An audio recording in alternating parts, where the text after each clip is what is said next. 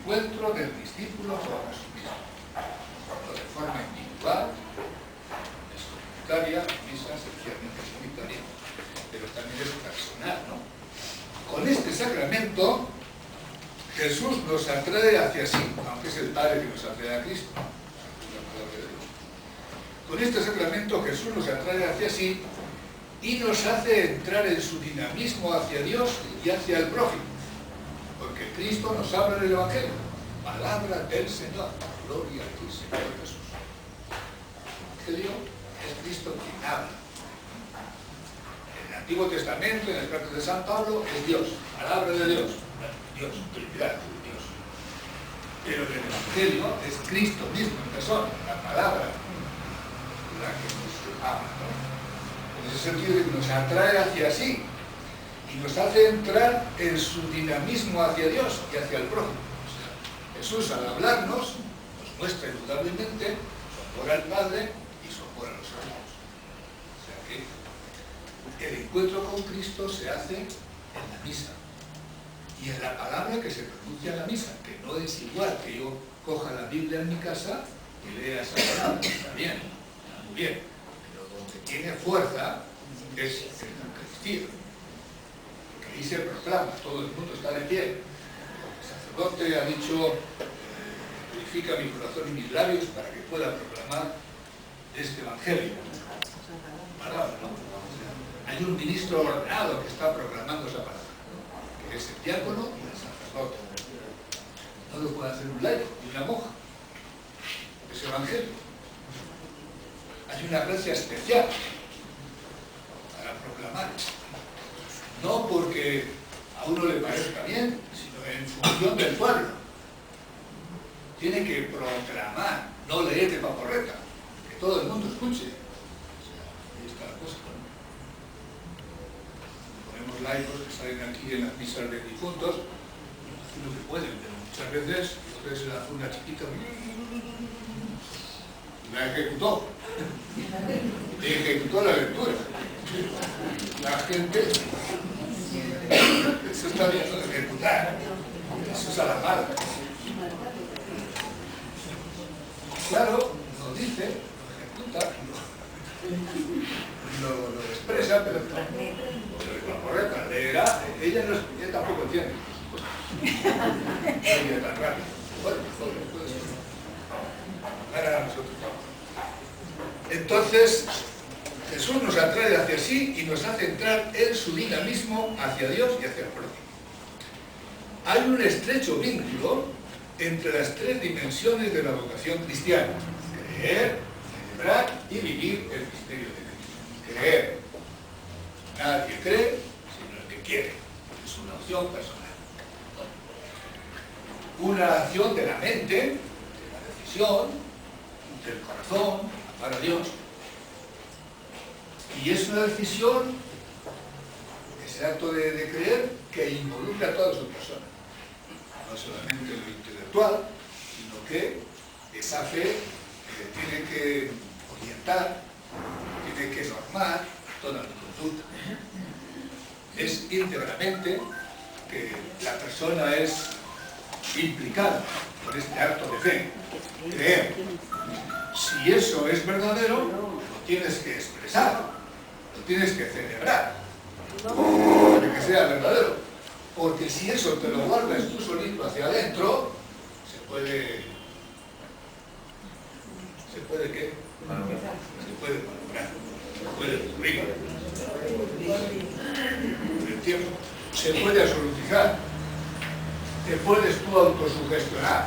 Yo creo. O sea, si solo es yo me lo guiso, yo me lo como, entonces eso no está bien, eso no puede ser eso sano. Lo que se tiene se manifiesta. Por eso se dice entre los carismáticos al menos que la fe tiene que ser tan profunda como expresada. Algunos dicen, no, yo creo, pero yo no soy carismático, no levanto las manos, yo no aplaudo, yo solito ahí, encogido. Hay formas distintas de vivir la fe, claro está.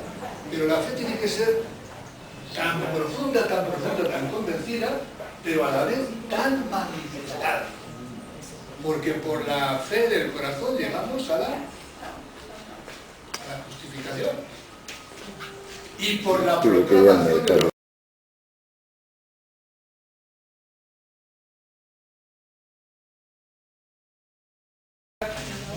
expresar, porque expresándolo lo hago auténtico. Si no lo expreso me parece todo lindo. ¿Qué pasa también cuando le preguntamos a la gente? Oye, ¿qué tal? ¿Te ha gustado el sermón? Sí, muchísimo. Qué lindo. ¿Qué ha dicho? A la hora de expresar las cosas, ponte tú, yo lo sé, pero si me pongo a escribir no lo sé. Ponte a redactar tu pensamiento, ponte a escribir, ponte a hablar, a expresar lo que tú vives. Ahí es donde hacemos auténtico y evaluamos si realmente eran fantasías o qué era lo que yo tenía dentro, ¿no? Claro. Celébralo, exprésalo, festéjalo, compártelo.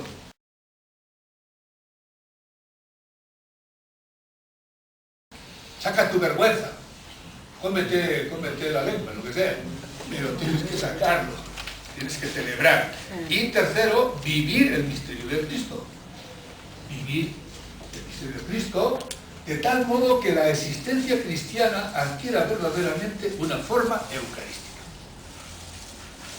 Creer, celebrar y vivir, hasta que nosotros seamos una Eucaristía viviente. Cada uno de nosotros seamos una Eucaristía viviente. Una forma eucarística. En cada Eucaristía, los cristianos celebran y asumen el misterio pascual, participando en él. Por tanto, los fieles deben vivir su fe en la centralidad del misterio pascual de Cristo a través de la Eucaristía. Centralidad del misterio pascual de Cristo a través de la Eucaristía, de modo que toda su vida sea cada vez más vida eucarística. Si tenemos que ser otros Cristos, eso no es solamente con la mente, no es solamente con el corazón, adentro, sino que es expresándolo y también viviéndolo, siendo otros Cristos. La Eucaristía, fuente inagotable de la vocación cristiana, fuente inagotable, o sea que siempre de la Eucaristía podemos y debemos sacar energía. Fuente inagotable de la vocación cristiana es al mismo tiempo fuente inextinguible del impulso misionero. Claro. Si no, nos empachamos. Tenemos que ser, si solamente nos quedamos con la Eucaristía, pues nos llegamos, nos empanzamos y nos empachamos. Algo nos va a pasar, vamos a reventar. Hay que sacarlo, hay que ser misioneros, hay que... Claro, si no se lo guarda todo, hay que transmitirlo. El impulso misionero. Allí el Espíritu Santo fortalece la identidad del discípulo y despierta en él la decidida voluntad de anunciar con audacia a los demás lo que ha escuchado y vivido. Glorifiquen a Dios con sus vidas, pueden ir en paz, hagan realidad lo que aquí hemos celebrado.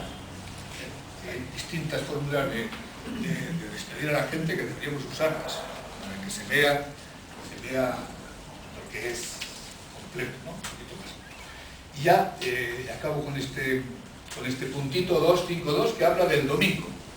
Se entiende así la gran importancia del precepto dominical. Ha dicho antes que es el lugar privilegiado del encuentro del cristiano con Cristo, ¿no?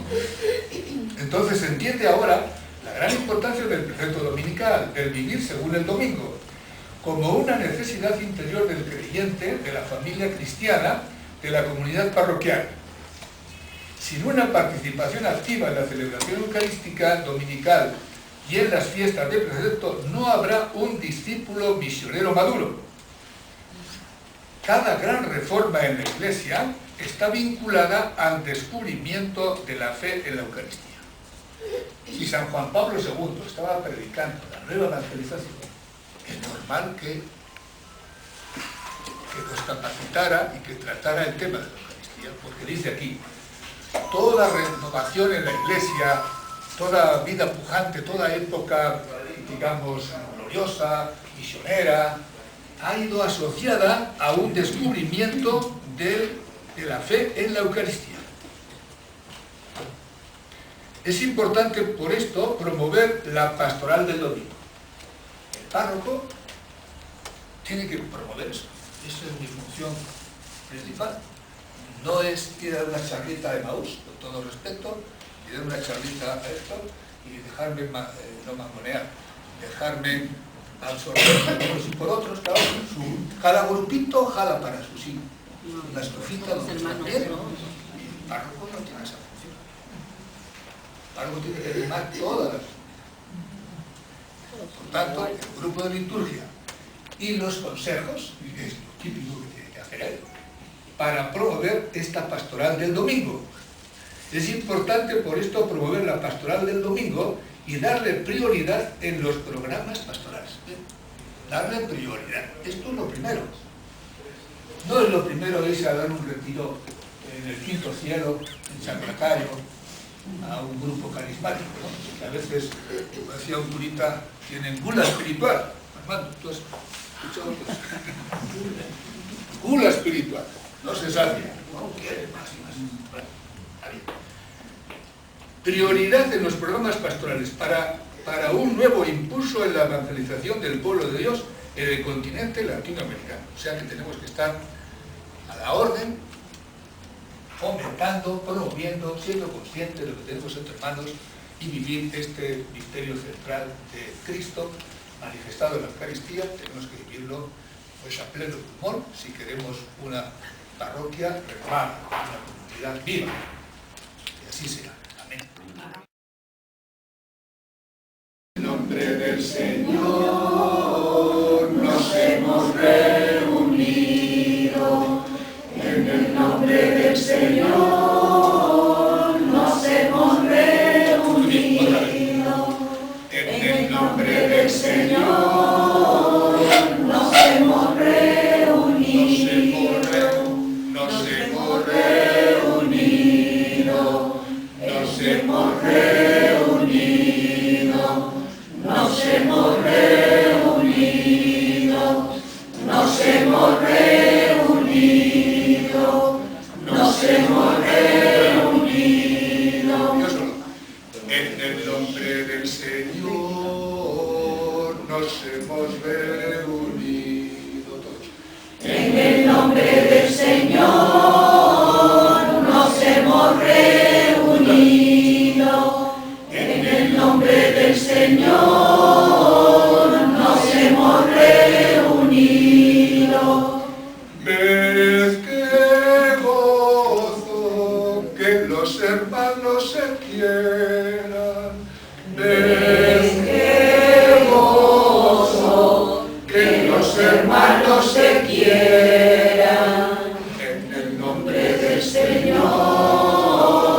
nos hemos reunido. En el nombre del Señor nos hemos reunido. Qué hermoso es vivir unidos los hermanos. Yo solo. Qué hermoso es vivir unidos los hermanos. En el nombre del Señor nos hemos reunido. En el nombre del Señor nos hemos reunido. Cristo siempre está en medio de nosotros. Cristo siempre está en medio de nosotros. Cristo siempre está en medio de nosotros. Yo soy. En el nombre del Señor nos hemos reunido todos. En el nombre del Señor nos hemos reunido. Él es el perdón y olvida nuestras culpas. Él es el perdón y olvida nuestras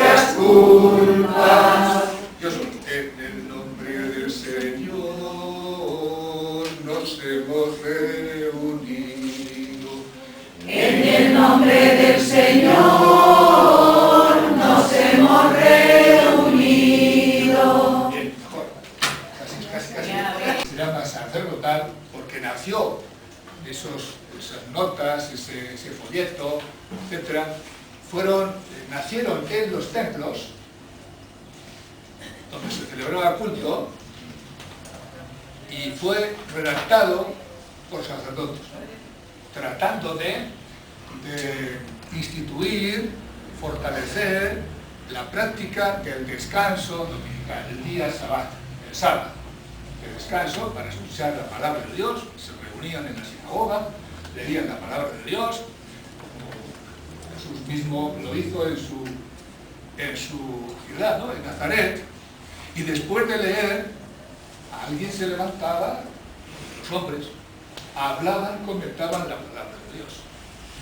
Y ese era el alimento semanal para los creyentes. Era una reunión pues normativa que les constituía como judíos. La Torá, tenían que escuchar la ley, la Torá, ¿no? Y entonces para reafirmar esa práctica y darle un sentido, entonces redactaron la Biblia, que también Dios creó el mundo, y lo pusieron ellos como si fuese una semana. El primer día, el segundo día, Dios está creando por etapas el mundo, ¿no? Como si Dios mismo hubiera santificado el tiempo de esa manera. Así la gente pues tenía esa vivencia y esa motivación para el sábado. Dice que el séptimo día Dios descansó. ¿Qué quiere decir descansar? Yo no se había cansado, ¿no? ¿Qué hizo descansar? Pues que se felicitó a sí mismo diciendo, ¡qué bien me ha salido! Es decir, que Dios se gozó en su obra. Dios se gozaba en su obra. Y el sacerdotal, este código, esta fuente sacerdotal, pues después de cada día pone la coletilla esa, ¿no? Y era bueno, y era muy bueno, y era bueno. Cuando crea el hombre dice, era muy bueno. O sea, de forma escalonada va poniendo Dios como el nido, como la naturaleza, como el jardín. Para los orientales, un jardín pues era símbolo de paz, de oasis, de vida, tomar el fresco, bañarse, tornar, etc. Entonces Dios fue creando pues el jardín, la casa, que es el universo. Viene ahora el Papa, nos habla de la casa, ¿no? La casa del mundo, que es nuestra casa, que Dios nos ha confeccionado y nos ha entregado, pero que tenemos que cuidarla, que no podemos destruirla, talar las selvas, cambiar el clima, experimentos atómicos. O sea, no podemos, es nuestra responsabilidad, ¿no? Esto antes la gente ni pensaba, había para todos, no pasaba nada, pero hoy sí tenemos medios para transformar el mundo, ¿no? Para cambiarlo, para aniquilarlo, y se vuelve contra nosotros. Hay desastres naturales, naturalmente, ¿no? Pero nosotros podemos también forzar las cosas y crearnos problemas de contaminación, de esto, de lo otro, ¿no? Muchas enfermedades, en Europa me decía, cogí una taxista en Madrid, una señora, y me decía, pues eso, que cada vez hay más enfermedades, ¿no? De alergias, de cosas de la piel, de esto, de que no pueden tomar, ¿cómo se llaman los que no pueden tomar harinas y tal? Que tienen... Que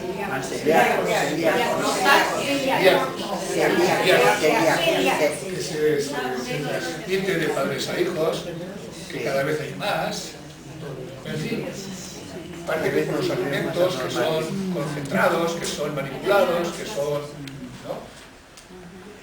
El hombre tiene facultad para crear, pero también puede hacer mal, por egoísmo, pues a lo mejor no cuida las cosas, claro, y él es víctima de esas cosas. Si los animales los engordan con tales piensos que pueden después causar daños a los consumidores, pues claro, al granjero lo que le interesa es criar pronto los cerdos, engordarlos lo más posible, vender más kilos.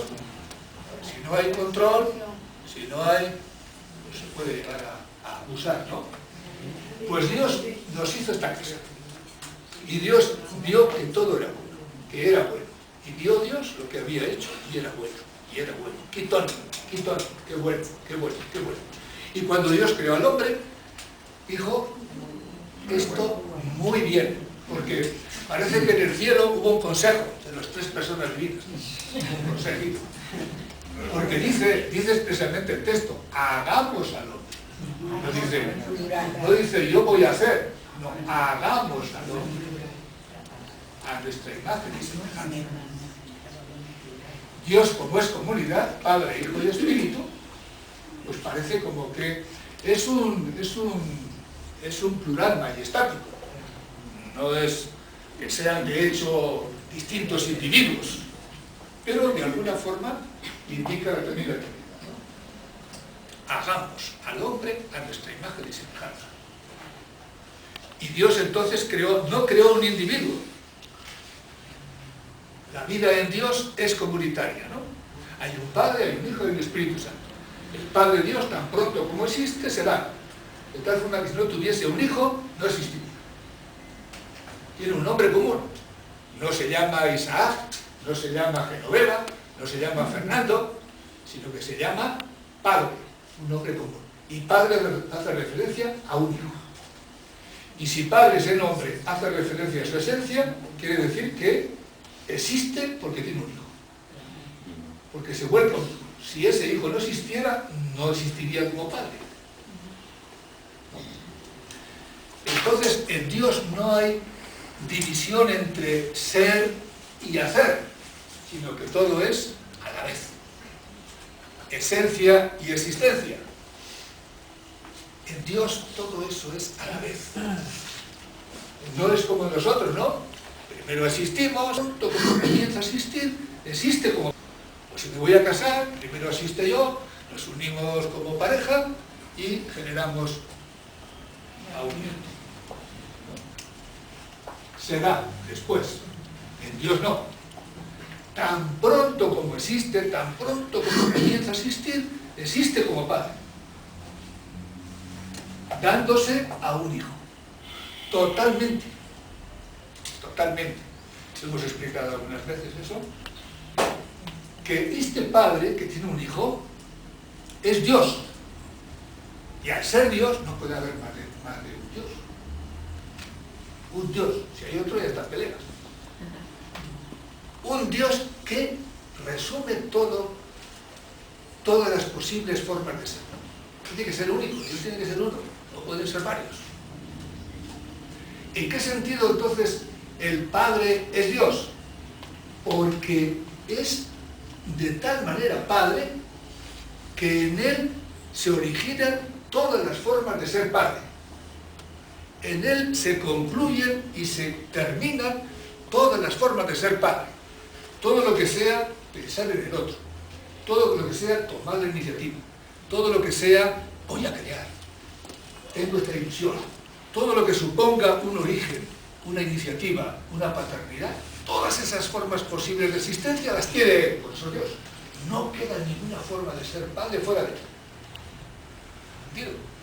Por eso es Dios Padre a la vez, ¿no? Es Padre porque tiene un hijo y es Padre Dios porque tiene todas las formas de ser Padre. Ninguna se queda fuera, por eso Dios. Si no estaría en pelea con otros padres. ¿No? Más o menos. Esto hay que darle muchas vueltas, rumiando ahí poco a poco vamos a ir. Entendiendo para vivirlo, para sentirlo, no es para gente que cubra cosas, ¿no? Y Dios Hijo es lo mismo. Es hijo porque tan pronto como existe, se vuelve un padre. Tan pronto como se da cuenta de que vive, se comunica el padre. Es hijo, porque tiene un padre. Está referido a un padre.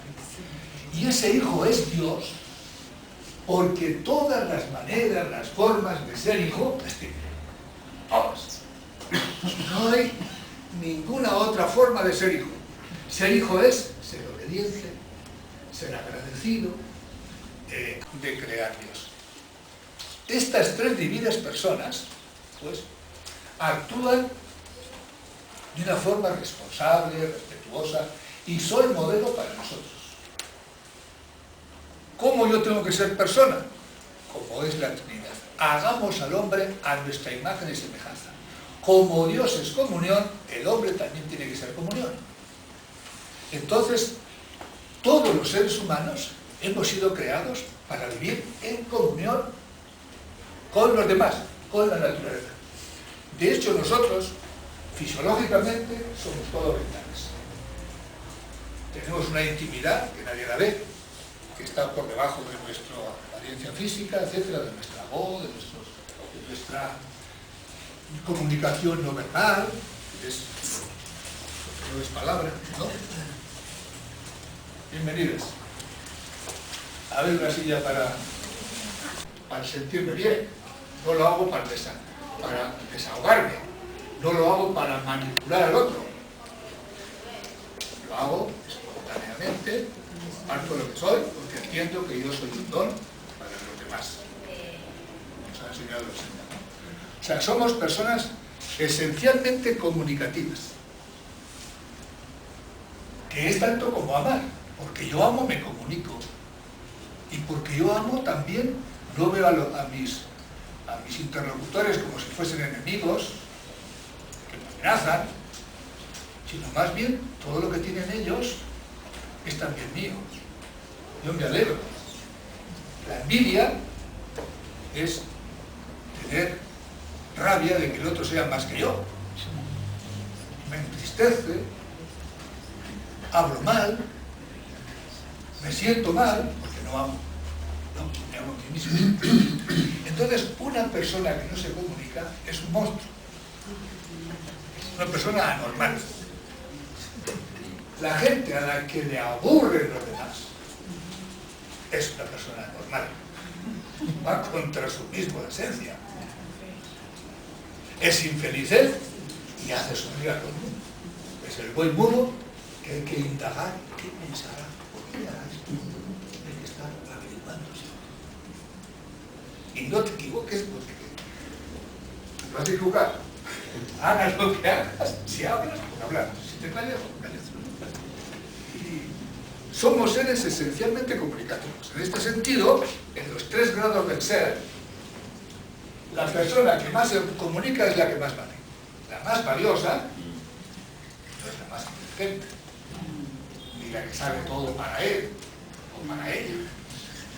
La que más vale, la persona más valiosa es la que sabe para darlo a los demás. La más comunicativa es la que más pesa. Ya San Agustín, mi peso es mi amor. En la medida en que me comunico, y me comunico por amor, y recibo las cosas por amor, yo soy más persona. Algo más, cualitativamente. ¿Ya? En el orden de ser, ontológicamente diríamos. El orden de ser, la persona más valiosa, la que más vale, la que más pesa, es la que más ama, la más comunicativa. La que no pone límites. Yo me expreso, me comunico y con eso gozo y no me importa demasiado que me hagan caso, no. Yo no me impongo. Yo expreso lo que tengo y con eso me quedo libre y feliz. Ya cumplí, no puedo más. No puedo tratar de convencerlo, no puedo tratar de atosigarlo, de imponerle, ¿no? Como dice el Papa, se expone, pero no se impone. Entonces es la persona que más vale, la más valiosa. Y aquella también que recibe de los demás lo que no se deslumbra porque los demás sean más, porque lo han recibido Dios.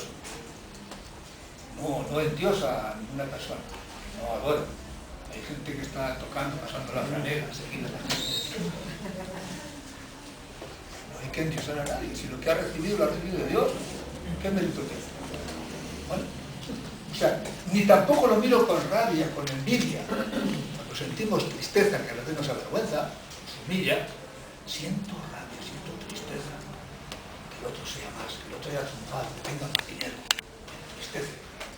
Estoy mal. No soy una persona valiosa, consistente, afirmada, feliz en sí misma. Esa es la persona que vive así, ¿no? Segundo, la persona más comunicativa es también la más ética, la más moral. Plano del ser, plano de moralidad. La que se comunica, pues es moral, no es ladrona, pues. Si lo guardara todo para sí, sería ladrona, sería ruin, miserable.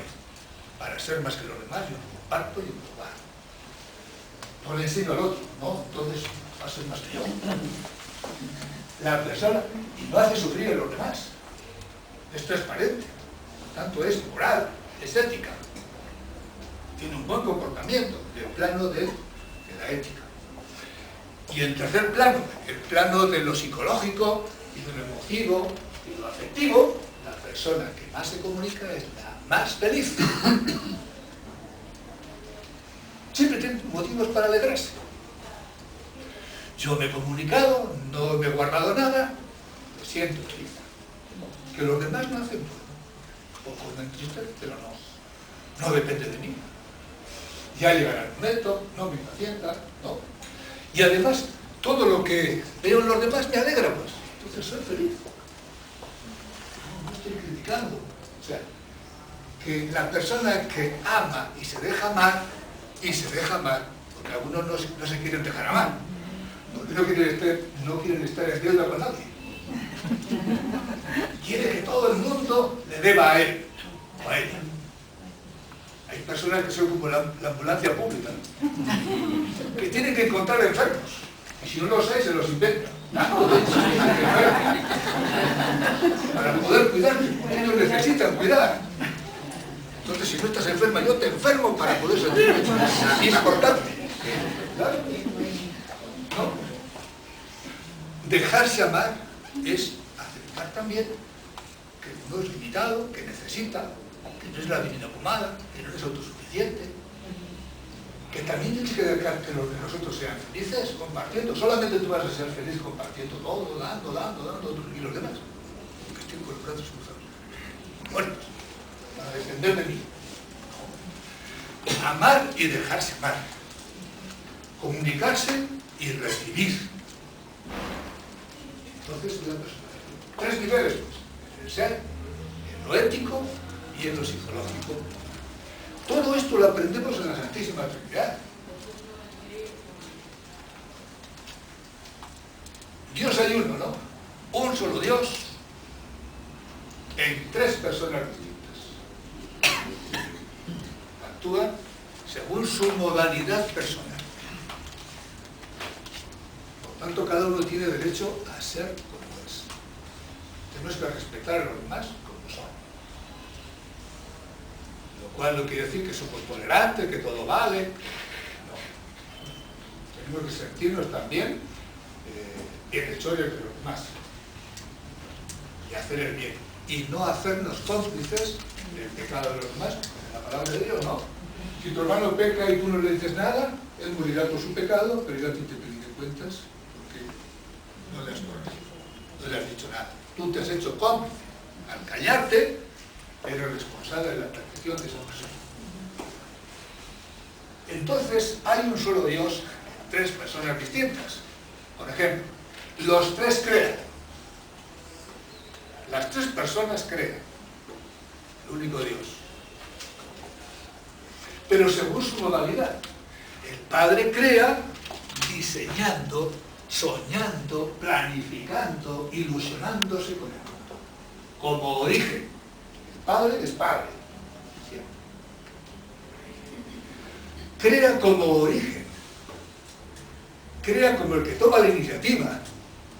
Crea como el que toma la delantera.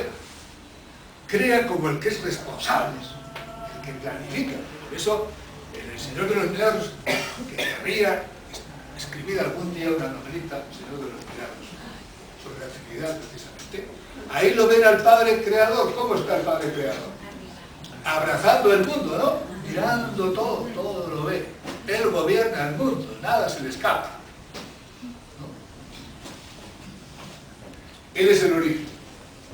El Padre Dios crea como origen, toma la iniciativa, es el primero que da el paso, el que se entusiasma, el dueño de la creación, el dueño, el Señor de la creación, ¿no? Segundo, el Hijo también crea, pero como Hijo.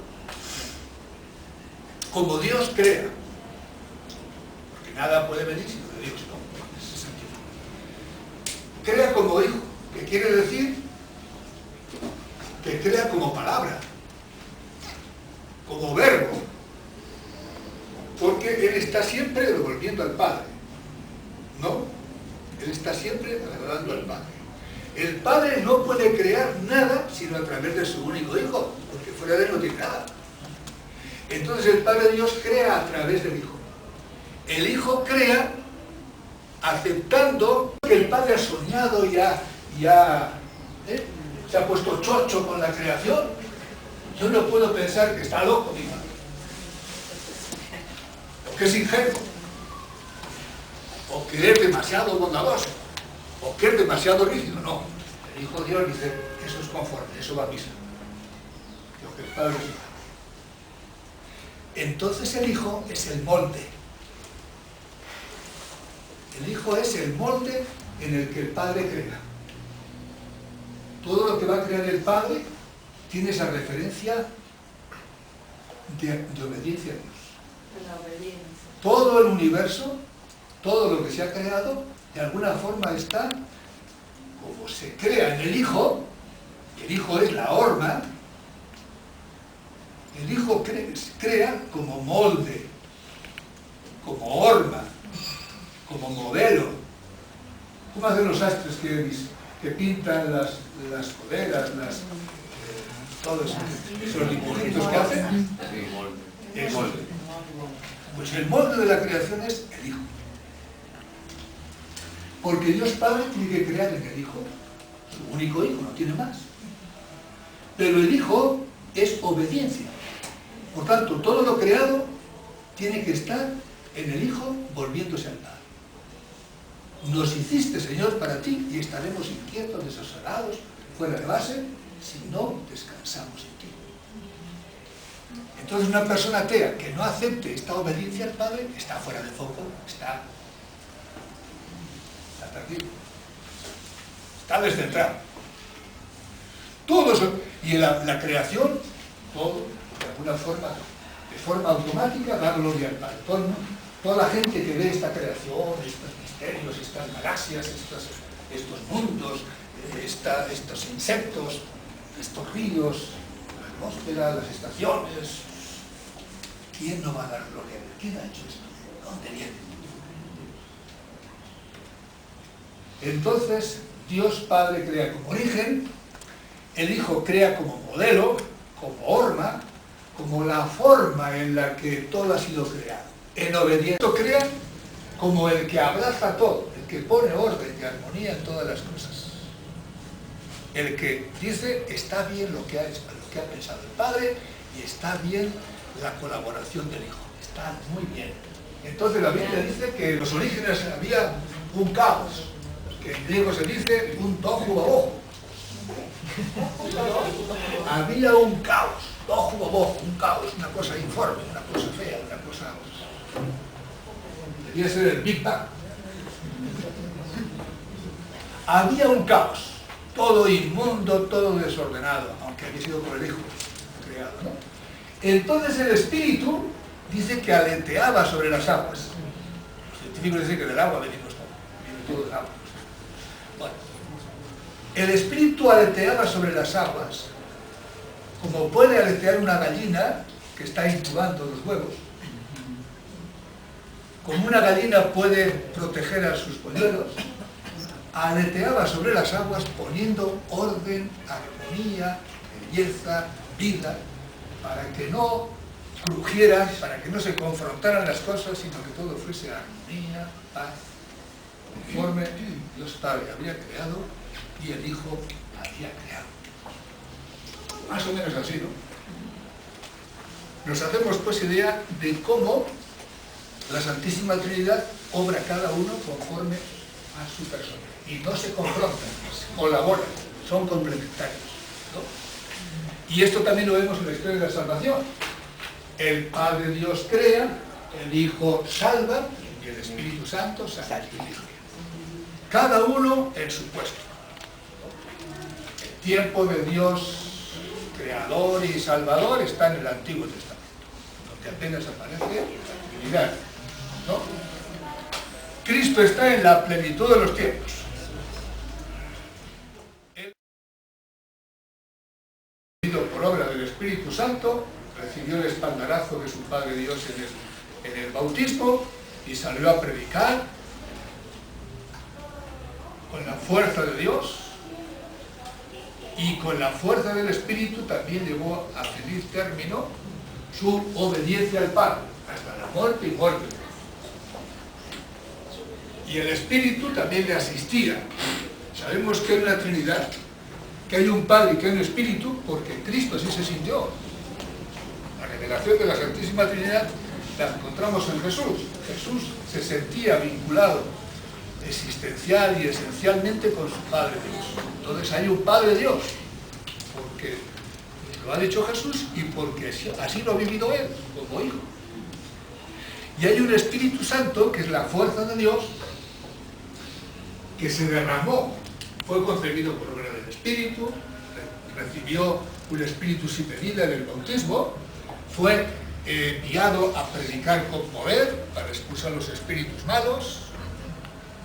El Espíritu estaba con él, le fortalecía.